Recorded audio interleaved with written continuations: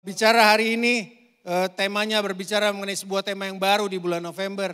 Restore, restoring what is broken. Memulihkan yang terluka, memulihkan yang rusak.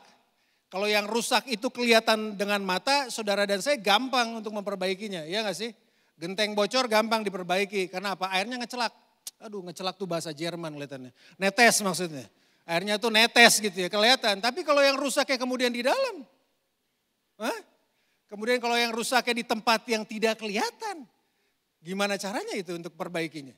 Makanya kayak saya beri judul tema saya hari ini, kalau saudara suka dengan judul khotbah, The Unseen, yang gak kelihatan, yang tidak terlihat.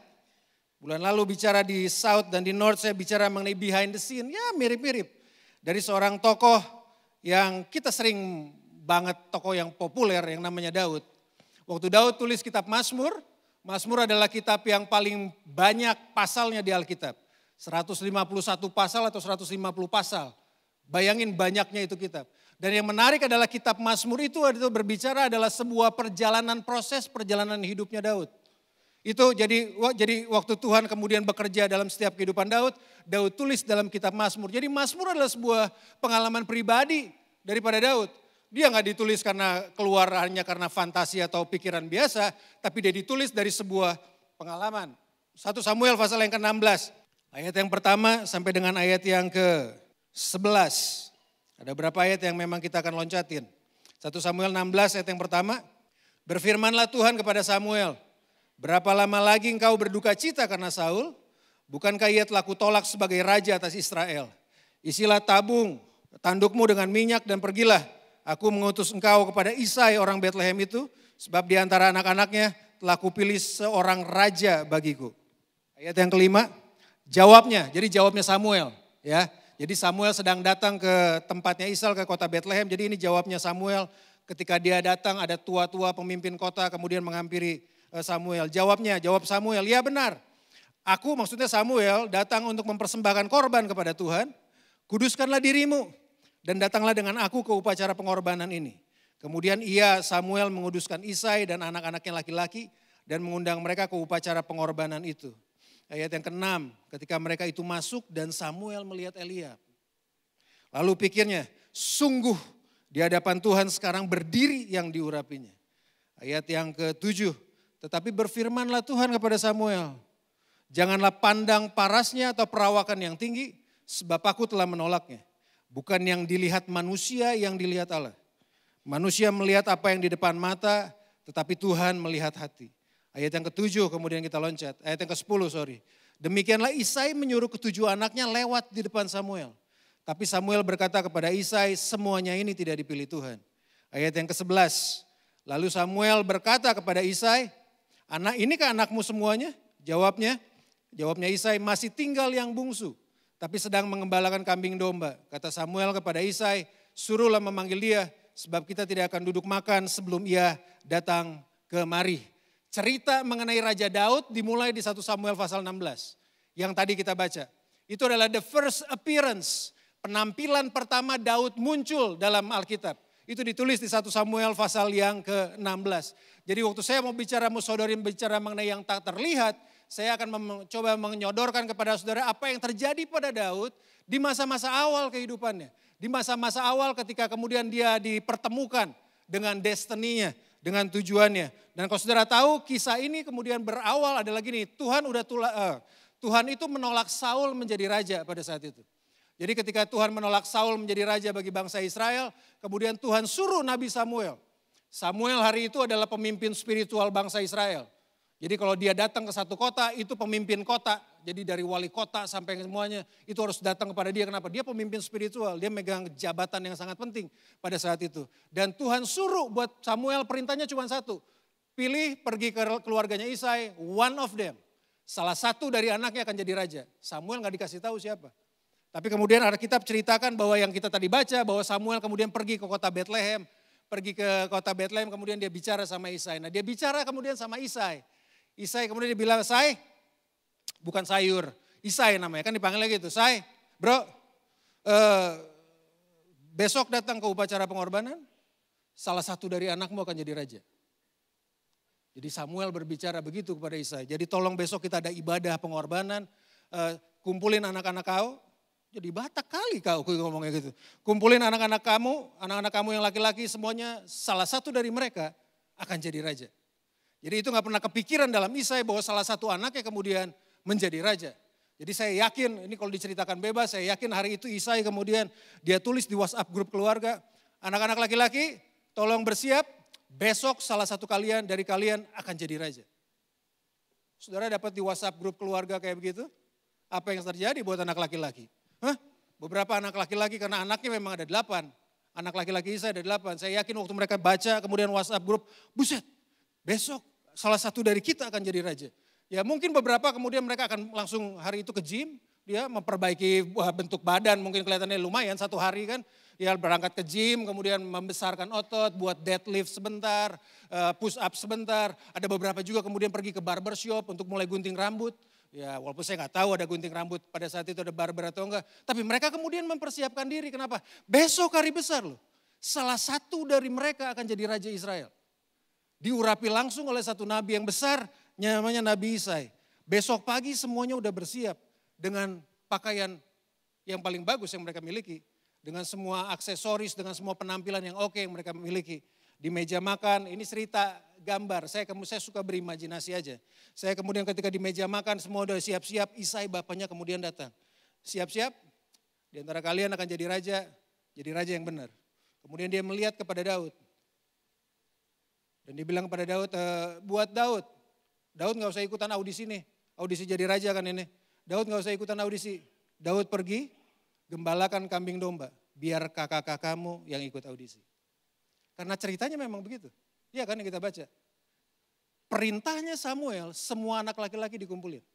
Dia kumpulin 7 anak laki-laki. Tapi yang ke-8 yang namanya Daud, kemudian disuruh mengembalakan kambing domba.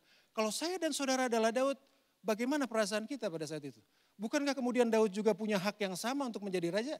Iya dong, walaupun dia yang paling kecil kan, walaupun dia yang paling bontot. Loh, kalau saya kemudian jadi Daud kan saya bisa juga mikir, oh saya juga punya kesempatan untuk jadi raja. Kan gak ada yang tahu, kesempatannya 1/8. Ya, semuanya kesempatannya kan 1/8 untuk menjadi raja. Gak ada yang tahu, tapi Alkitab gak tulis kemudian Daud mangkreng, pundung, kemudian dia tinggal di kamarnya, kemudian main Roblox di kamarnya, main apalah di kamarnya. Alkitab gak tulis begitu loh. Tapi Alkitab tulis kemudian ya Daud pergi. Dan yang dialamin Daud sampai di titik itu usia Daud sekitar 13-15 tahun. Adalah sebuah pengalaman, adalah sebuah perlakuan yang memang dia terima semenjak dia masih kecil. Dia diperlakukan berbeda oleh keluarganya. Tapi Tuhan kan adalah Tuhan. Iya gak sih? Tapi Tuhan adalah Tuhan. Promosi itu datangnya dari Tuhan. Saudara harus pegang itu baik-baik. Mau orang bilang apa, mau orang tutup apa, kalau Tuhan udah buka pintu, gak ada satu orang pun yang bisa tutup pintu. Sama, kalau Tuhan juga udah tutup pintu, gak ada satu orang pun yang bisa buka. Promosi mah datangnya dari Tuhan. Lewat bos saudara betul, tapi kalau bos gak lihat, ada bos di atas segala bos yang namanya Tuhan, yang matanya selalu tertuju pada saya dan saudara. Amin. Promosi mah memang datang daripada Tuhan, dan Daud pergi. Mendapat perlakuan berbeda loh. Dari semua kakak-kakaknya, dari semua keluarganya, dia mendapat perlakuan yang berbeda. Kemudian kalau saya kemudian berpikir hari ini membayangkan diri saya seperti Daud, saya akan jadi marah. Iya, saya akan jadi marah. Kenapa sih saya diperlakukan berbeda oleh orang tua? Kenapa saya kemudian diperlakukan berbeda juga dengan kakak-kakak saya? Dia tulis, makanya saya bilang tadi di awal, Mazmur itu adalah proses perjalanan Daud. Dia tulis Mazmur 27 ayat yang ke-10.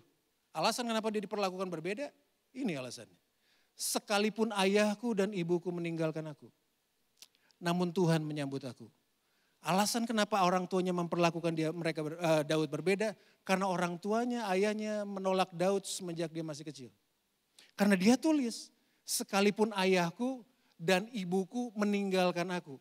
Sekalipun ayahku dan ibuku menolak aku, namun Tuhan menyambut aku. Perlakuan berbeda kemudian yang kita mengerti sekarang, bahwa perlakuan berbeda kemudian yang Daud rasakan dalam kehidupannya, karena bapaknya yang tolak. Bapaknya menolak Daud, loh. Bapak dan ibunya menolak Daud semenjak dia masih kecil. Kalau kita diomongin negatif sama teman yang kita nggak kenal, nggak ambil pusing kan saudara. Iya dong, gak ambil peduli. Kalau saudara disakiti oleh orang yang saudara gak kenal, paling kita akan pikir ini orang gak ada kerjaan kelihatannya. Tapi bayangin kalau saudara disakiti oleh orang terdekat dengan saudara. Kalau saudara disakiti oleh keluarga saudara, itu biasanya lukanya dalam banget tuh. Itu biasanya rasa sakitnya kemudian rasa sakit yang sangat dalam. Dan itu yang Daud rasain. Itu yang kemudian yang Daud alami. Daud punya 1000 alasan untuk hidupnya berantakan. Daud punya begitu banyak alasan untuk hidupnya terluka. Daud tuh punya begitu banyak alasan untuk hidupnya kemudian menjadi pahit. Iya, kenapa? Ditolak. Ditolaknya bukan oleh teman-teman, ditolak oleh orang yang membawanya hadir ke dunia yang namanya orang tuanya. Itu kan kebayang banget perasaannya Daud. Penolakan-penolakan yang terjadi dari semenjak dia masih kecil sampai di titik itu. Kalau kita kemudian mengerti akan hal itu, begitu hati Daud begitu sangat berkecamuk dengan semua hal yang terjadi yang dia mungkin gak bisa bayangin pada kesempatan saat itu. Dan itu yang terjadi dalam kehidupan Daud. Saya tulis sebentar, hurting people hurts people. Orang yang terluka itu akan selalu melukai orang lain. Iya, orang yang terluka itu akan selalu melukai orang lain. Daud itu dilukai oleh orang yang terdekat dengan dia. Dan Daud punya alasan kemudian untuk hidupnya menjadi hidup yang asal-asalan. Mazmur 34 ayat ke-19 berkata begini. Tuhan itu dekat kepada orang-orang yang patah hati. Dan ia menyelamatkan orang-orang yang remuk jiwanya. Kenapa dia tulis begitu? Karena dia alamin patah hati. Kenapa dia tulis orang yang remuk jiwanya? Dia alamin remuk jiwanya.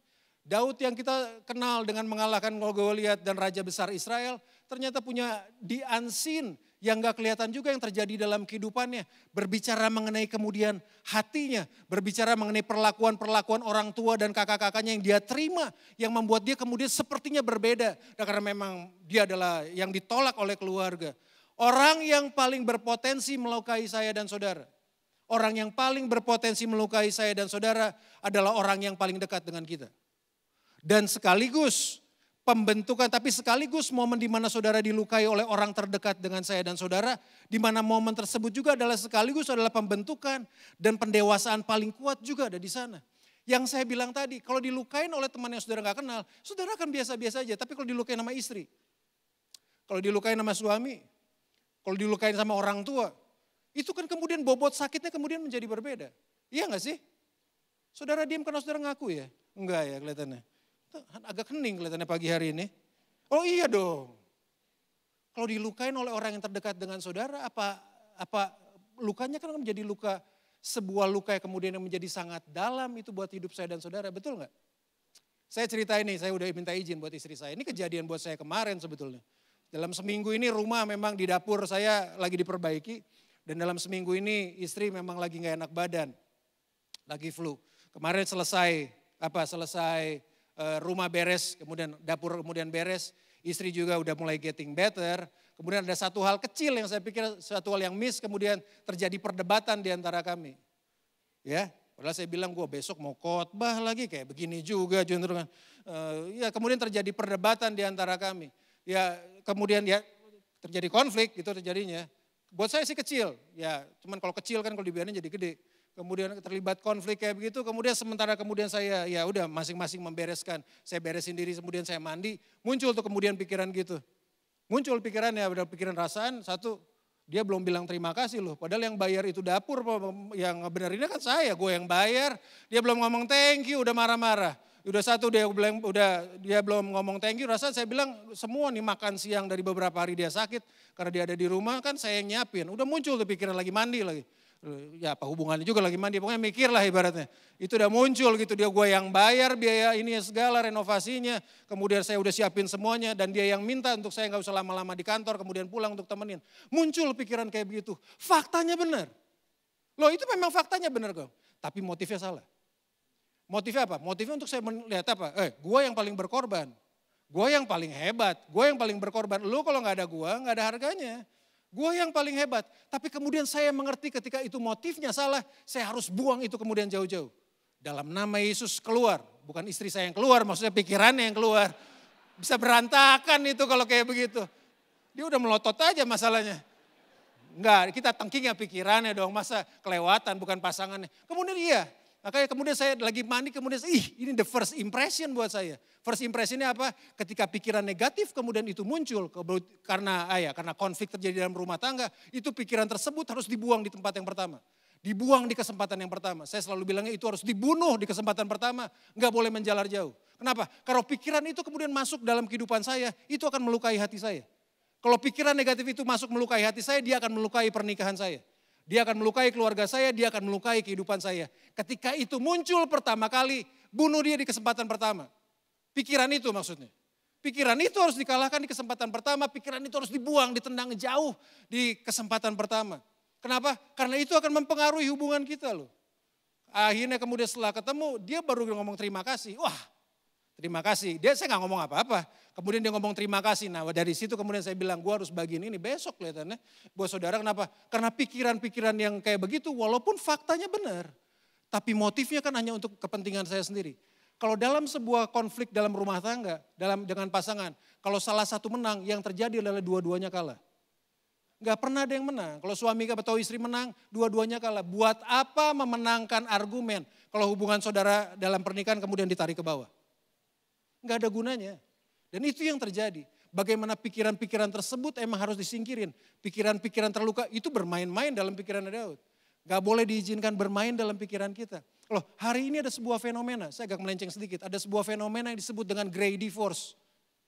Perceraian abu-abu. Sebelum bukan grey divorce, bukan perceraian abu-abu, itu perceraian dilakukan oleh orang tua yang sudah senior. Yang harusnya kita pikir, kelihatannya hidupnya asik-asik aja nikmatin cucu. Enggak, lagi rame, saudara bisa Google nanti, tapi setelah khotbah, jangan sekarang. Grey divorce namanya, dan itu memang sedang terjadi. Makanya saya bersyukur kalau ada bapak ibu yang secara pasangan sudah melewati begitu banyak tahun dan tetap ada bersama dengan pasangan. Puji Tuhan, itu menjadi contoh buat kita semua. Ada Om Gunawan sama Tante. 60 tahun Om Gunawan sama Tante ya, udah menjalani kehidupan sama-sama berdua, itu kan jadi dampak buat kita semua. Kalau pikiran negatif muncul, dia harus dibunuh, dia harus disingkirkan di kesempatan pertama ketika dia muncul. Kalau enggak dia akan melukai hati saudara. Kalau dia udah melukai hati saudara, dia akan melukai kehidupan saya dan saudara. Daud pun kemudian sama. Ditinggalkan oleh orang tuanya, ditolak oleh orang tuanya. Saya rasa karena tulisan Daud berkata bahwa dia adalah orang yang patah hati dan orang yang remuk jiwanya. Memang itu meremukkan kehidupan Daud. Kemudian gimana solusinya? Apa yang membuat Daud kemudian bisa survive dalam kehidupannya?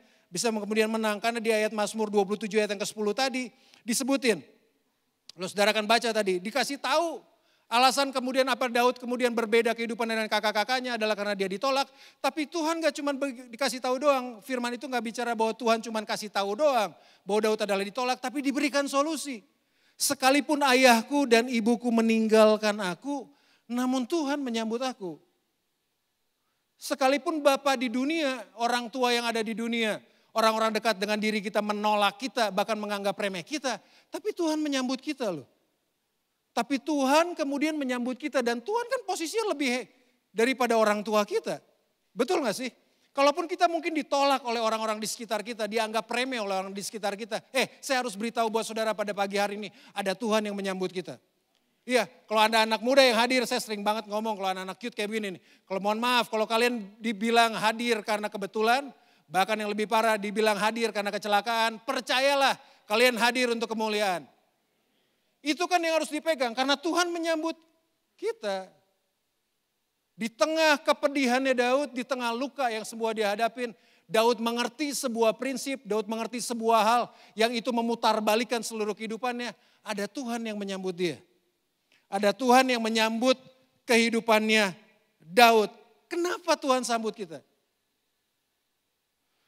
Paling mendasar, alasan pertama kenapa Tuhan sambut kita, karena kita anaknya. Itu aja. Secara KTP saya lahir dari Bapak Liki Ceng dan Ibu Sukmawati Wiguna. Secara KTP, itu Bapak Duniawi dan Ibu saya. Tapi secara seluruhnya, secara hidup, sejarah kehidupan saya, adalah Tuhan kemudian yang membawa saya hadir ke dunia. Kenapa kemudian Tuhan menyambut saya dan saudara? Karena kita anaknya. Pertanyaannya begini, saudara gak akan pernah temukan ayat di Alkitab yang Tuhan bilang hal yang negatif buat hidup saya dan saudara. Gak pernah ketemu dan gak akan pernah ketemu. Kenapa? Karena dia memang Bapa yang baik. Dia Bapa yang menyambut kehidupan kita semua. Bapa di sorga kemudian Berbeda dengan Bapa di dunia. Kalau Bapa di dunia menolak, Bapa di sorga menyambut. Kalau orang-orang di sekitar kita bilang kita sampah masyarakat, bagi Tuhan kita adalah alat bagi kemuliaannya. Bapa kita menyambut kita. John Maxwell kemudian tulis ini dengan sangat bagus. Ini model Bapa adalah kayak gini. God doesn't change us to accept us. He accept us to change us. Tuhan itu enggak mengubah kita lebih dahulu menjadi lebih baik, baru kemudian dia terima. Enggak. Nah, Bapa duniawi ya. Tuhan itu enggak mengubahkan kita dulu menjadi lebih baik, kemudian baru dia terima. Enggak.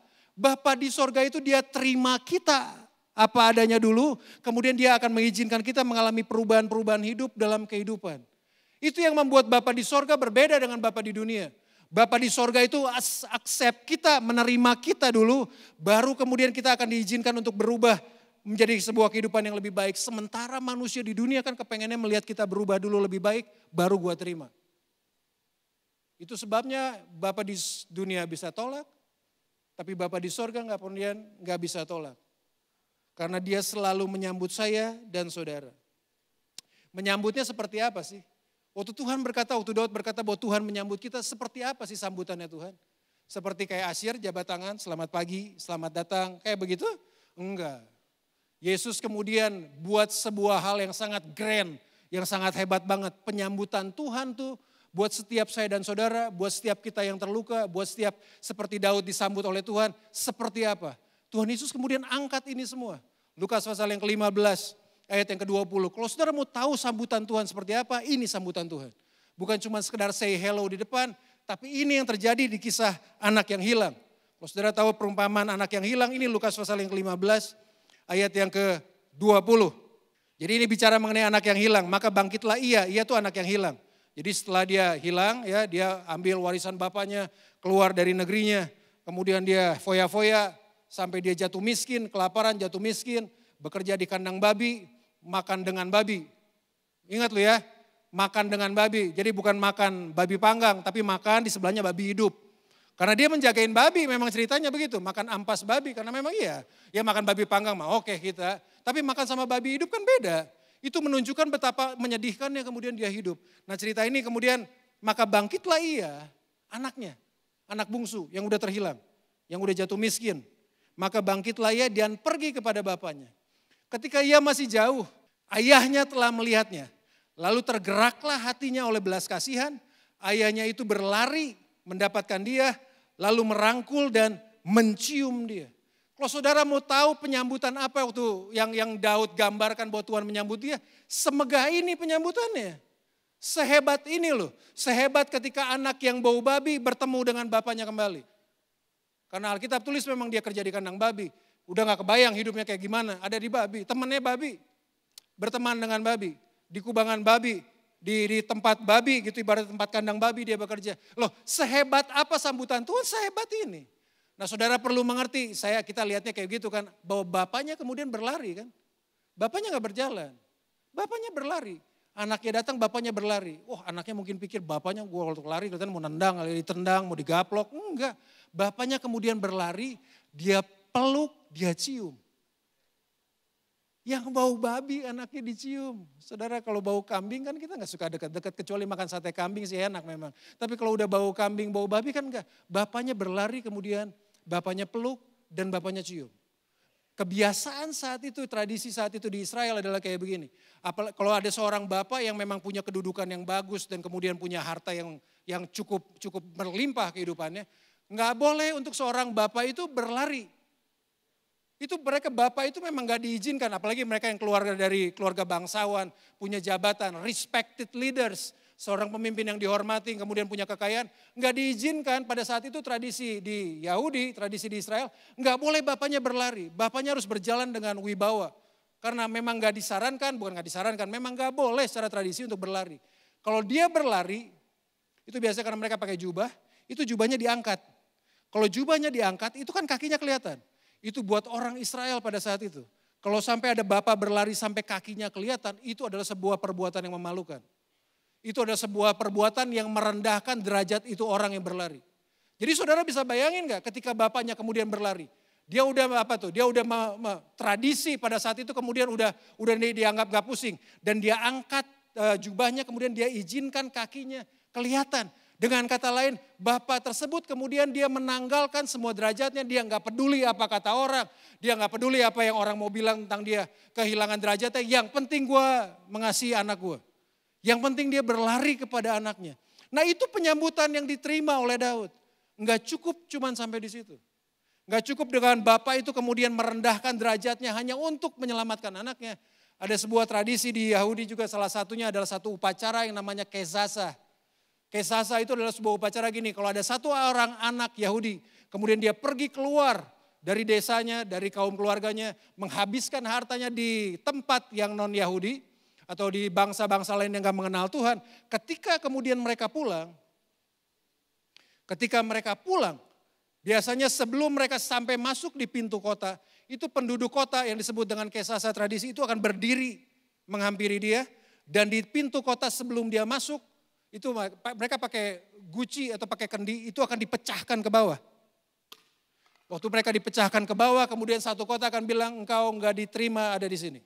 Engkau harus keluar dari kota ini, hari ini kita putus hubungan. Engkau akan menjadi orang tersendiri, engkau akan menjadi orang yang asing. Nah itu kesasa. Jadi ketika anak itu pulang, bapaknya saya mengerti kenapa alasannya kemudian bapaknya berlari apa. Bapaknya berlari mendahului masyarakat kota yang ada pada saat itu. Kenapa? Kalau masyarakat kota duluan yang menghampiri itu anak gak akan pernah bisa kembali pulang ke rumah. Tapi kemudian bapaknya menurunkan derajatnya, menurunkan harga dirinya. Dibuat cemoohan bagi banyak orang hanya untuk anak ini. Karena ketika bapaknya kemudian sampai duluan dan dia peluk anaknya, satu desa kemudian tahu bahwa anak ini diterima kembali di keluarganya. Anak ini kemudian dipulihkan kembali kemudian derajatnya. Itu penyambutan yang dilakukan oleh Tuhan buat kita semua. Buat kita semua orang-orang yang terluka, buat kita semua yang hancur-hancuran sama seperti anak yang gak tahu diri yang tersebut. Dan Tuhan lakukan itu loh, dan Tuhan gak ambil pusing dengan reputasinya. Selama saya dan saudara dikasihi, dipulihkan di dalam kehidupan kita semua. Itu yang Tuhan lakukan dengan penyambutan itu. Makanya Daud kemudian dipulihkan ketika Tuhan menyambut dia. Makanya kemudian Daud kemudian dipulihkan kembali dari sakit hatinya. Tuhan adalah Tuhan yang menerima kita apa adanya. Tapi dia gak pernah membiarkan kita hidup apa adanya. Tuhan adalah Tuhan yang menerima kita apa adanya. Tapi dia gak akan pernah membiarkan kita hidup apa adanya. Anak yang hilang itu diterima dengan Bapa apa adanya. Tapi dia gak dibiarkan hidup apa adanya. Kenapa? Karena pada saat kemudian dia dibawa ke rumah bapaknya bilang tukar baju. Diberikan jubah yang paling mahal, dikasih cincin, dimasakin lembu yang paling tambun. Itu punya pengertian bahwa ketika anak itu diterima oleh bapaknya, kehidupannya gak boleh apa adanya. Kehidupannya harus kemudian bergerak naik. Dan Daud alamin itu. Dan Daud lakukan itu. Dan Daud kerjakan itu. Alasan kemudian kenapa Tuhan pilih Daud sih? Di setengah semua hal yang sedang dihadapin. Di setengah semua konflik kepahitan dengan keluarga yang dihadapin. Alasan kenapa Tuhan pilih Daud? Di ayat yang ke-7 kemudian muncul alasannya. Karena Daud punya hati lebih baik daripada kakak-kakaknya. Iya. Alasannya cuma itu. Daud punya hati yang lebih baik dari kakak-kakaknya. Ayat yang ke-7 kan berkata begini Bapak Ibu. Tetapi berfirmanlah Tuhan kepada Samuel, jangan pandang parasnya atau perawakan yang tinggi, sebab aku telah menolaknya. Saya bersyukur ayat ini ada. Karena kalau Tuhan pandang paras dan perawakan, kita semua kelihatannya kelihatannya. Ya nggak masuk hitungan semua kelihatannya. Kenapa? Ya memang Tuhan nggak lihat pandang paras dan perawakan. Bukan yang dilihat manusia, yang dilihat Allah. Manusia melihat apa yang di depan mata, tapi Tuhan melihat hati. 7 kakaknya perawakannya bagus. Kemampuan intelektualnya hebat. Tapi cuma Daud kemudian yang outstanding muncul keluar. Karena apa? Karena hatinya bagus. Kenapa kemudian Tuhan memilih Daud? Karena setelah long those moment ya, selama waktu dia kemudian disakiti, dia diperlakukan yang tidak baik, dia tetap menjaga hatinya tetap bersih loh di hadapan Tuhan. Dia gak membiarkan itu semua luka-luka tersebut kemudian masuk dalam kehidupannya. Dia menjaga betul kemudian hatinya, that's why Tuhan pilih dia. Karena selama ini di tengah semua tindakan luka yang terjadi, dia tetap menjaga hatinya tetap bersih, tetap benar di hadapan Tuhan. Mazmur 119 ayat yang ke-9 berkata gini, dengan apa seorang muda mempertahankan kelakuannya bersih? Dengan menjaganya sesuai dengan firman-Mu. Itu adalah sebuah cerita yang memang Daud tulis. Dengan apa kemudian Daud memiliki hatinya bersih? Dengan menjaganya sesuai dengan firman Tuhan. Dan itu yang Daud kerjakan. Itu yang Daud lakukan di tengah semua luka yang sedang dia hadapin. Karena kalau Daud kemudian membiarkan luka itu bersarang dalam hatinya. Kalau Daud membiarkan semua penolakan-penolakan tersebut kemudian masuk dalam hatinya. Daud akan menjadi orang yang pahit dalam hidupnya. Daud akan menjadi orang yang insecure dalam hidupnya. Daud akan menjadi orang yang penuh dengan balas dendam dalam kehidupannya. Iya gak sih? Iya. Orang yang insecure, orang yang pahit, orang yang penuh dengan kepahitan, orang yang penuh dengan balas dendam. Hatinya kecil. Kapasitas hatinya kecil. Sementara ketika ketika Tuhan menyambut Daud dan Daud kemudian merespon dengan benar. Dia tetap menjaga hatinya tetap bersih di hadapan Tuhan. 1 Samuel 16 ayat ke-12. Kemudian disuruhnya lah menjemput dia. Menjemput Daud. Setelah 7 beres, kan tadi ceritanya bapaknya suruh panggil Daud. Kemudian disuruhnya lah menjemput dia. Ia kemerah-merahan, matanya indah dan parasnya elok. Lalu Tuhan berfirman, bangkitlah, urapilah dia, sebab inilah dia. Kalau Daud kemudian gak jaga hatinya dengan bersih. Kalau Daud kemudian gak jaga hatinya tetap murni di hadapan Tuhan. Alkitab tulis gini, wajahnya, parasnya elok, matanya indah. Gak mungkin. Kenapa? Biasanya orang-orang yang kepahitan mukanya nggak karuan. Sorry, kelihatan harus ngomong kayak gitu ya Bapak Ibu. Apa yang nggak kelihatan di dalam itu akan terlihat dengan penampilan jasmani. Saya punya spiritual mentor namanya Daniel Alexander, dia selalu bercanda. Walaupun bercandanya bercanda benar tuh dia bilang. Kalau ada orang yang udah menikah, umurnya 30 tahun tapi tampangnya kayak orang 70 tahun, nah pernikahannya nggak bahagia tuh kata dia. Dan saya setuju sih, kenapa? Yang di dalam itu mempengaruhi loh. Di unseen itu mempengaruhi. Kenapa Daud kemudian matanya indah parasnya elok? Kan gak ada salon pada saat itu. Delin salon belum ada Chihuahua. Kelihatannya harus dibangun pada saat Daud kan belum ada. Promosi kelihatannya ya. Gak ada. Kenapa kemudian matanya indah parasnya elok? Karena dia memang menjaga hatinya tetap baik di hadapan Tuhan. Itu aja sih. Kenapa ada orang yang kelihatannya awet muda. Sementara ada yang lain awet tua. Beda-beda tipis kelihatannya. Awetnya sama, yang satu muda satunya tua. Itu bicara mengenai hati loh. Hati yang gembira adalah obat. Betul? Saudara baca ayat selanjutnya, semangat yang patah mengeringkan tulang. Itu secara kesehatan memang ditulis tuh. Kalau orang yang udah gak bersemangatnya patah, tulangnya akan jadi kering. Mau dicoba silahkan. Saudara mau coba ya silakan aja, itu urusan Bapak dan Ibu. Tapi itu memang yang terjadi. Di unseen yang terjadi. Dengan demikian bahwa Tuhan gak mencari postur perawakan. Tuhan itu mencari postur hati. Tuhan itu mencari kondisi hati. Daud harus mengalahkan Goliat yang ada di dalam dirinya. Karena tes setelah ini langsung Goliat. Kalau Daud gak beres dengan Goliat yang ada di dalam dirinya, dengan perasaan tertolak yang dia hadapin, dia gak akan pernah bisa melawan Goliat yang ada di luar beberapa waktu kemudian. That's why Tuhan mungkin gak mengizinkan saya dan saudara menghadapi sesuatu yang besar, karena kita belum selesai dengan apa yang ada di dalam. Makanya Tuhan bilang waktu Tuhan menyambut kita, Tuhan menyambut Daud, itu adalah hal yang sama yang harus saya dan saudara lakukan. Daud harus bisa mengalahkan Goliat yang ada di dalam dirinya sebelum dia menghadapi Goliat yang ada di luar. 1 Samuel 16 ayat yang ke-13. Ini ending ceritanya. Samuel mengambil tabung tanduk yang berisi minyak itu dan mengurapi Daud di tengah-tengah saudara-saudaranya. Sejak hari itu. Dan seterusnya. Berkuasalah roh Tuhan atas Daud. Lalu berangkatlah Samuel menuju Rama. Setelah Daud merespon dengan baik sambutannya Tuhan, yang Tuhan buat adalah Tuhan memulihkan kehidupannya Daud. Saudara tahu memulihkannya kayak gimana?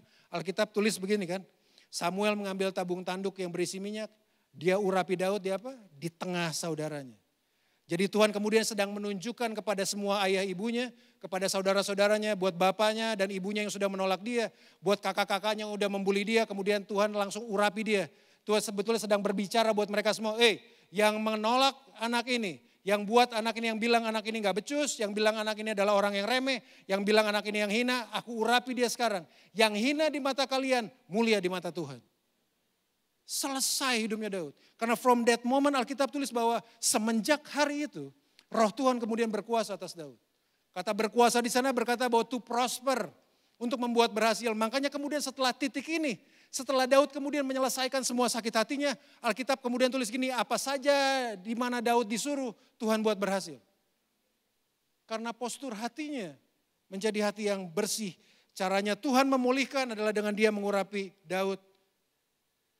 di tengah saudara-saudaranya. Cuman kan gak beres di situ ternyata. Gak beres di situ. 1 Samuel 22 ayat 1 dan 2. Lalu Daud pergi dari sana. Ini setelah kejadiannya setelah Daud dikejar-kejar oleh Saul. Lalu Daud pergi dari sana dan melarikan diri ke Gua Adulam.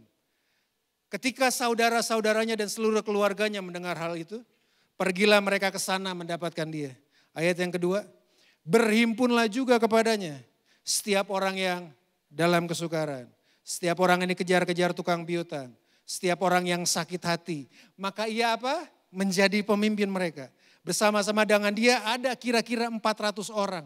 Orang yang sama yang dilukai oleh orang tuanya loh. Orang yang sama kemudian yang dihina oleh orang tuanya, dianggap remeh oleh orang tuanya, kemudian Tuhan bereskan kehidupannya. Daud kemudian dipulihkan, orang yang sama ini kemudian Tuhan angkat kembali. Sebelum kemudian dia menjadi raja, dia menjadi apa? Pemimpin bagi orang yang sedang ada dalam kesukaran. Orang yang sedang, orang dikejar-kejar tukang piutang, sama nih ceritanya, orang-orang terluka nih. Setiap orang yang sakit hati, sama aja. Jadi orang yang kemudian sudah dipulihkan bersama dengan Tuhan, kemudian sekarang dia menjadi pemimpin dari orang-orang yang sakit hati. Kenapa? Karena dia sudah membereskan sakit hatinya. Sekarang dia menjadi pemimpin untuk apa? Memulihkan kehidupan mereka semua. Satu quote dari Cornelius Zwing, saya rasa. Saudara perlu dengar, saya dapatkan ini dari dia. Dia tulis begini, Tuhan tidak pernah menyia-nyiakan luka. Luka Anda biasanya menunjuk pada jenis pelayanan Anda. Di tempat itulah Tuhan akan memberdayakan dan mengurapi Anda. Mari dengar baik-baik, Tuhan gak pernah menyia-nyiakan luka. Kalau Tuhan izinkan itu peristiwa terjadi dalam kehidupan saya dan saudara dan itu membuat luka, dia gak akan pernah menyia-nyiakan luka.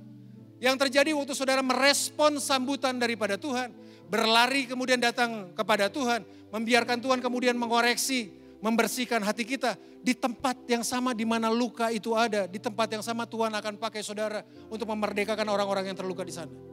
Iya, karena itu Tuhan. Karena itu Tuhan yang mengerjakannya bagi hidup saya dan saudara. Makanya saya selalu bilang dan gak akan pernah bosan berkata gini, kita bukan korban keadaan. Kita juga bukan korban perasaan. Kita bukan korban dari keadaan, kita adalah korban dari tindakan keputusan yang kita buat. Punya pengertian bahwa ada begitu banyak orang, mohon maaf karena keluarganya bercerai kemudian. Karena papa mamanya kemudian berpisah, kemudian hidupnya kemudian jadi berantakan. Kita bukan korban keadaan. Betul itu orang tuanya punya salah. Tapi kan kita bukan korban dari keadaan. Kita adalah bagian dari konsekuensi setiap keputusan-keputusan yang kita buat dalam hidup. Pertanyaan hari ini yang paling penting adalah kayak gini kan. Apakah saudara mau terima waktu Tuhan menyambut saya dan saudara? Apakah responnya apakah kemudian kita berlari kepada Tuhan? Tuhan kita gak pernah menyia-nyiakan luka. Di tempat di mana luka tersebut ada. Di tempat itu Tuhan akan pakai saudara akan menjadi berkat bagi banyak orang yang mengalami luka yang sama. Iya, 2 menit waktu saya. Perjalanan pernikahan kami menjalani 23 tahun ini. Masih sedikit, masih gak banyak. Tapi kami pernah sampai di satu titik ketika kami akan menyelesaikan pernikahan sebelum waktunya loh. Pengen udahan, ada, alamin. Sebagai anak muda, sebagai pernikahan begitu banyak hal yang terjadi dalam hidup. Pernah kepikiran untuk berpisah, pernah. Yang berdiri di sini bukan Superman. Yang berdiri di sini cuma orang biasa. Tapi setelah melalui itu semua, setelah kita membereskan luka-luka tersebut dan merespon itu dengan benar. Hari ini kami bisa dengan bangga kemudian berdiri untuk menjadi menolong teman-teman yang ada dalam pasangan muda yang pernikahan sekitar di bawah 10 tahun. Ada berapa? Sekitar 30 pasang mungkin yang ada di tempat kami. Di titik yang sama di mana luka itu terjadi ketika kami membuka diri dan Tuhan kemudian memulihkan kami. Di titik yang sama kemudian Tuhan bawa kami pada sebuah pelayanan disebut dengan pelayanan anak-anak pasangan muda sampai hari ini. Ya kalau saudara tanya burdennya sampai hari ini, kami masih terbeban buat para pasangan muda. Sampai hari ini. Ada banyak pasangan muda, saya harus beritahu, yang belum merasakan anniversary 1 tahun, udah bubar duluan. Banyak. Dan untuk itu kita ada. Luka apa yang sedang saudara hadapin saat ini? Datang pada Tuhan. Kita mau perjamuan kasih sama-sama, perjamuan suci sama-sama. Kita akan merayakan, memperingati kematiannya Tuhan, kemenangannya Tuhan. Ingat, Tuhan itu berlari menyambut kita. Dia gak peduli dengan reputasinya. Dia gak peduli dengan apa kata orang. Dia ambil semua cemoohan orang hanya untuk menyelamatkan satu orang yang namanya Dede. Hanya untuk menyelamatkan satu orang yang namanya saudara. Kalau saudara terluka pada kesempatan hari ini, pada kesempatan pagi hari ini, sementara kita menghadapi meja perjamuan, ingat, ada satu pribadi yang mencintai saudara dengan serius. Dia mencintai saudara sekarang dan sampai selama-lamanya. Apapun yang terjadi dalam kehidupan, Tuhan kita tetap sama. Dia akan selalu menyambut saya dan saudara. Amin.